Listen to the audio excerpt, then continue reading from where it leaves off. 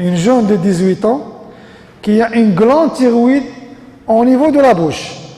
Dès qu'on examine la base de langue, on a une tuméfaction au niveau de la base de langue qui est apparente et qui entraîne des troubles de la déglutition.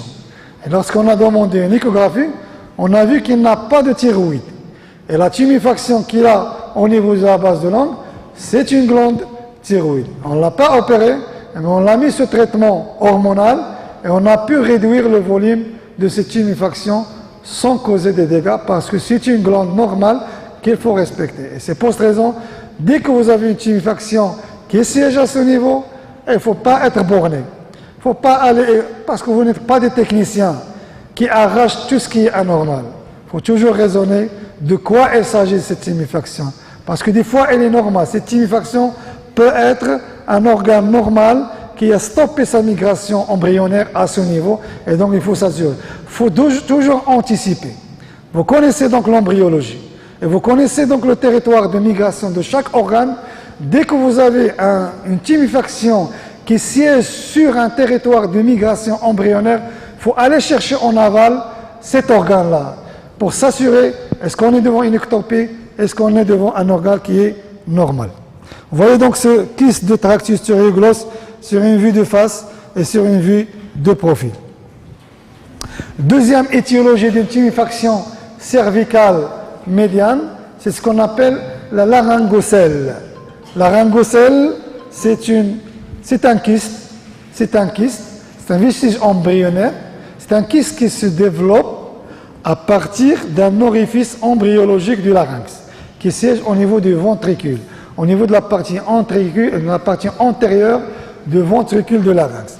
Et donc, la laryngocèle, il faut faire la part entre deux types de laryngocèle. Entre la laryngocèle interne, qui ne se manifeste pas à l'extérieur, vous n'allez pas la retrouver au niveau de l'examen cervical, mais qui va se manifester à l'intérieur du larynx. Et lorsque vous réalisez votre nasofibroscopie, vous allez remarquer cette tuméfaction. Je ne sais pas ce que vous la voyez. Voilà. Donc, vous allez remarquer qu'il y a une tuméfaction qui est recouverte par une muqueuse saine et qui est, bien sûr, surajoutée au niveau de la lumière laryngée. Donc, cette tuméfaction qui est à l'origine de la laryngocèle va se manifester par deux signes cliniques, par une dysphonie et par une dyspnée. La dyspnée, ou bien le degré de la dyspnée, est en fonction de la taille de cette laryngocèle. Lorsqu'on est devant une laryngocèle de grande taille, ça entraîne une obstruction de la lumière laryngée et le patient vient dans un tableau d'une dyspnée laryngée très importante. Là, c'est le premier type de la laryngocèle. Ce n'est pas notre sujet dans la tuméfaction cervicale, parce qu'elle ne se manifeste pas par une tuméfaction cervicale. Elle a une manifestation interne au niveau du larynx. Ce qui nous intéresse dans cette question d'adénopathie cervicale, c'est la laryngocèle externe, qui sort de la charpente cartilagineuse et qui va s'exprimer à l'extérieur du larynx et qui va se manifester par une tuméfaction paramédiane. C'est pas médian sur la ligne médiane, mais c'est un peu latéralisé. Il est paramédian. Et donc, vous allez examiner votre patient et vous allez retrouver qu'il s'agit d'une tuméfaction paramédiane. Comment faire le diagnostic d'une laryngocèle?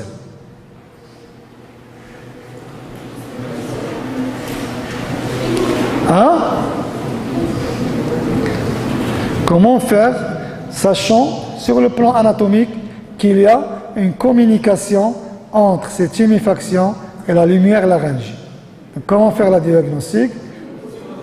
Hein? Vous allez demander au malade quelque chose. C'est quoi cette quelque chose? Vous allez, deux choses. Vous allez exercer une pression sur cette tuméfaction. Physiologiquement, ça va se vider. D'accord? Ça va se vider parce qu'il est en communication avec la lumière laryngée. Le deuxième principal signe, c'est l'expansion de cette tuméfaction au moment de la toux. Vous allez demander au patient de tousser, et vous allez remarquer qu'il y a une expansion de cette tuméfaction. Donc on fait le diagnostic d'une laryngocèle de cette manière. Elle est expansive à la toux et au valsalva. Valsalva, vous savez comment réaliser le valsalva. Donc vous allez fermer la bouche, le nez, et vous allez exercer une pression qui va se manifester au niveau de l'oreille et au niveau du larynx. Et donc cette tuméfaction va être expansive au valsalva et à la toux. Et vous allez faire votre diagnostic déjà à ce stade clinique. Le troisième diagnostic d'une tuméfaction cervicale médiane, vous remarquez qu'on va du haut en bas, on a passé de kyste du tractus thyroglossus au-dessus de l'océoïde, un peu en bas au niveau du larynx et de la laryngocèle, et encore plus en bas, c'est au niveau de l'aire thyroïdien. On peut avoir un goître ou on peut avoir un nodule, et donc c'est une expansion qui intéresse le parenchyme thyroïdien. On peut être devant un nodule thyroïdien qui est mobile avec la déglutition, et on va voir donc toute la question qui intéresse le nodule thyroïdien par la suite. Donc ce sont les différentes tuméfactions cervicales qui siègent au niveau de la région médiane du cou et qui ne sont pas d'origine ganglionnaire. Elles peuvent simuler un ganglion, elles peuvent simuler une adénopathie, mais elles ne sont pas des adénopathies. C'est l'une des raisons pour lesquelles il ne faut jamais réaliser une biopsie. Parce qu'on a dit qu'une tuméfaction n'est pas toujours une adénopathie cervicale. Maintenant, les tuméfactions sous-mandibulaires qui intéressent l'aire sous-maxillaire et qui sont en rapport avec la glande sous-maxillaire. Dans la glande sous-maxillaire, ou bien la glande sous-maxillaire peut être de deux types de pathologies, peut être le siège de deux types de pathologies. Soit une pathologie inflammatoire réactionnelle à un calcul, et là on parle de ce qu'on appelle la sous-maxillite lithiasique, ou bien une tumeur de la glande sous-maxillaire. Et pour faire la différence entre une adénopathie cervicale qui siège dans l'aire sous-maxillaire et une tumeur de la glande sous-maxillaire, il y a le palpé qu'on va réaliser devant cette tuméfaction. Vous accrochez vos doigts, il faut essayer d'accrocher le bord horizontal de la mandibule. Si vous passez vos doigts en dedans de la branche horizontale de la mandibule, c'est qu'on est devant une adénopathie sous-maxillaire.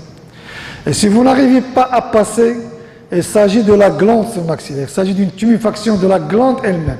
Parce qu'on sait très bien que la glande est située au contact de la face interne de la mandibule. Et lorsqu'on a une tuméfaction qui se développe aux dépens de la glande sous-maxillaire, elle va être au contact de la face interne de la joue. Et vous n'allez pas passer donc, entre cette tuméfaction et la branche horizontale de la mandibule. Par contre, une adénopathie qui siège dans ce territoire-là, elle est toujours mobile. Et vous devez passer donc à travers, entre la tuméfaction et la branche horizontale. Donc c'est un temps très important de l'examen clinique qui permet de faire la différence entre une adénopathie sous-mandibulaire et une tuméfaction de la glande sous-maxillaire elle-même. Le deuxième grand chapitre de la tuméfaction cervicale, ce sont les tuméfactions cervicales qui siègent au niveau de la partie latérale du cou. Ce sont les tuméfactions latérocervicales, et dans ce cas-là, il faut bien sûr les situer. Parce que dans la plupart du temps, c'est la localisation la plus fréquente en matière de tuméfaction cervicale. Dans la plupart du temps, on est devant une tuméfaction latérocervicale. Pourquoi cette fréquence? Parce que c'est au niveau de cette région latérale du cou, on a le grand nombre d'éléments anatomiques. Vous avez le muscle, vous avez les chaînes ganglionnaires, vous avez les vaisseaux, l'artère, la veine jugulaire interne.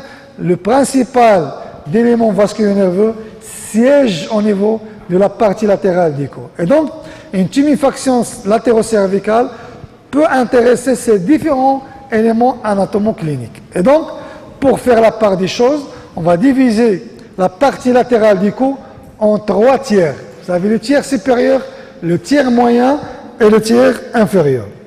Donc, dans la partie supérieure de la région latérocervicale, il faut toujours être méfiant. Et on voit ça souvent dans notre pratique quotidienne. Une tuméfaction latérocervicale haute, il ne faut pas la toucher avant les examens complémentaires. Il y a des médecins qui prennent donc cette tuméfaction latérocervicale haute pour une adénopathie. Et ils vont la biopsie.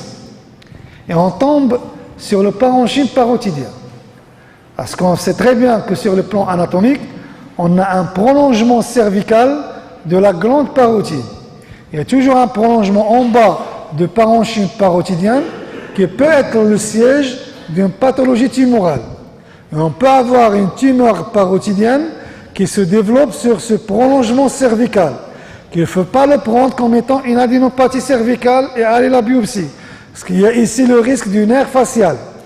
Vous pouvez bien sûr léser une des branches du nerf facial avec une paralysie quand même qui va intéresser le territoire inférieur. C'est pour cette raison qu'il faut toujours explorer une tuméfaction latérocervicale qui siège au niveau de la partie toute supérieure. Parce que la première étiologie d'une tuméfaction latérocervicale supérieure, c'est la tumeur parotidienne, la tumeur du pôle inférieur de la parotide. Vous voyez ici une patiente qui a cette tumeur du pôle parotidien. Et dans ce cas-là, la chirurgie ici, ça va être une chirurgie réglée. C'est une chirurgie de la glande parotide qui est totalement différente de la chirurgie cervicale classique. Parce que là, on a besoin de, bien sûr, desséquer le nerf facial avec ses différentes branches pour épargner le nerf facial. Le deuxième type, ou bien la deuxième cause de la tuméfaction latérocervicale, c'est ce qu'on appelle le kyste sébacé. Le kyste sébacé, on va toujours chercher à les points noirs parce qu'ils sont toujours, c'est une tuméfaction qui se développe derrière un point noir. Et donc, on va retrouver du sébum à l'intérieur de ce kyste. La chirurgie ici doit être, bien sûr, codifiée. Il ne faut pas, bien sûr, vider le kyste seulement de son contenu séboréique, mais il faut enlever tout le kyste. Si vous n'enlevez pas le kyste, ça va se remplir encore une fois. Et donc, la chirurgie doit être une chirurgie radicale en permettant l'exérèse et la résection de tout le kyste. Dans la partie moyenne du cou, il y a d'autres étiologies qui sont des diagnostics différentiels des adénopathies cervicales. Donc, dans la partie supérieure, il faut faire attention au parenchyme parotidien et au kyste sébacé. Tout au niveau de la partie moyenne, il faut faire attention aux éléments malformatifs et aux éléments vasculaires. Et donc, on peut avoir ce qu'on appelle le kyste congénital de la deuxième fente bronchiale, ou bien ce qu'on appelle le kyste amygdaloïde. C'est une malformation congénitale qui va se manifester, comme vous voyez sur cette photo, par une tuméfaction cervicale qui intéresse la partie moyenne du cou. Et lorsqu'on demande un scanner, vous allez remarquer qu'il s'agit d'un kyste rempli par un liquide séreux avec toujours un contact avec la région amygdalienne. Et donc la chirurgie doit se baser sur cette notion congénitale, sur cette notion de malformation congénitale. Et des fois, on est amené à la fois de faire la chirurgie de kyste et qui va être accompagnée par une exérèse de l'amygdale. C'est toujours une communication entre l'amygdale palatine et ce kyste amygdaloïde.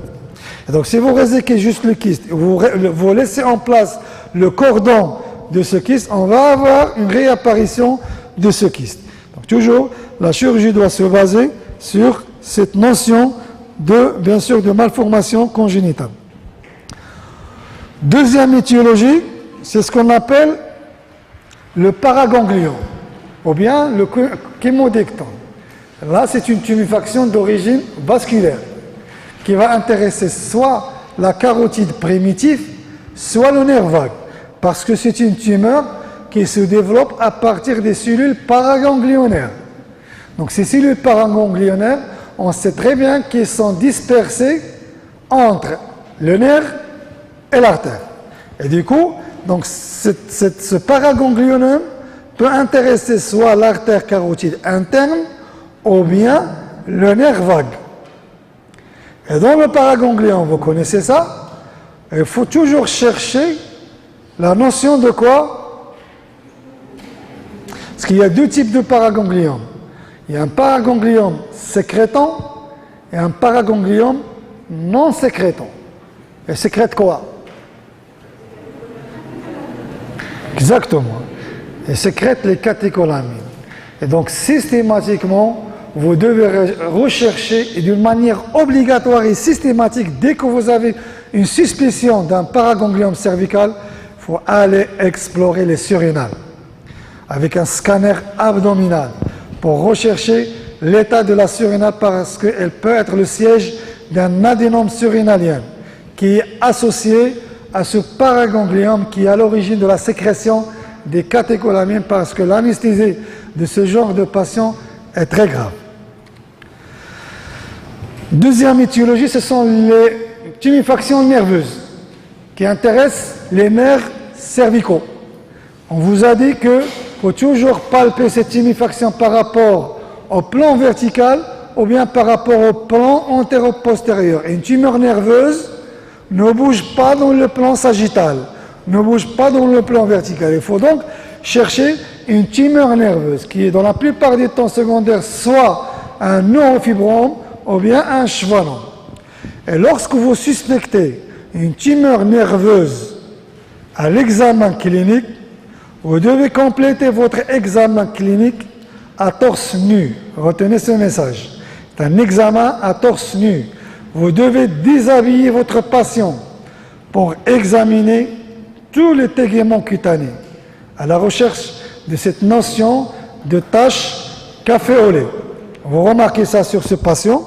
C'est un patient qui a été examiné dans notre service, qui est venu pour une tumifaction cervicale. Vous remarquez, ce sont des tumifactions cervicales bilatérales qui sont à l'origine d'une augmentation du volume du cou. Et lorsqu'on a examiné ce patient, on a trouvé des taches café au lait au niveau de son torse et au niveau aussi de sa partie presternale et basicervicale, qui est à l'origine de ce qu'on appelle quel type de neurofibromateuse? Le type 1 ou 2. Vous connaissez ça? Vous ne connaissez pas ça? La neurofibromateuse de type 1, ça s'appelle comment? La maladie de Recklinghausen. Donc le type 1, c'est la maladie de Recklinghausen qui va se manifester par des neurofibromes qui va intéresser tous les nerfs. On peut avoir des neurofibromes cervicaux, on peut avoir des neurofibromes au niveau des bras. Là où il y a un nerf, ça peut être le siège d'une tumeur nerveuse qui s'inscrit dans le cadre de la maladie de Recklinghausen. Et lorsqu'on examine la peau, on va trouver ces taches café au lait. Troisième étiologie, ce qu'on appelle les lymphangiomes kystiques. C'est une malformation aussi congénitale qui est dépressive et qui n'est pas pulsative. Donc l'examen est fait soit par l'échographie, soit par l'IRM. Donc, la partie, ou bien le tiers inférieur de la partie latérale du cou. On a vu donc le tiers supérieur, le tiers moyen, maintenant le tiers inférieur. Dans le tiers inférieur, il y a deux problèmes. Il y a le problème de l'aire thyroïdien, et plus précisément les lobes latéraux, parce que les lobes de la thyroïde, ce sont des lobes latéraux, et qui arrivent des fois lorsqu'ils sont augmentés de volume, ils arrivent vers la partie latérale du cou. Donc dès que vous avez une tumifaction qui intéresse la partie inférieure du cou, ça peut être en rapport avec le parenchyme thyroïdien, ça peut être en rapport avec un goitre, que ce soit nodulaire ou bien homogène. Le deuxième problème de la région cervicale basse, c'est l'apex pulmonaire. L'apex pulmonaire qui siège au niveau du creux susclaviculaire peut être le siège aussi d'une tumeur. On peut avoir une tumeur de l'apex pulmonaire qui va s'exprimer au niveau du creux susclaviculaire. Le troisième problème, c'est l'adénopathie métastatique d'un cancer digestif. Ça s'appelle le ganglion de Troisi.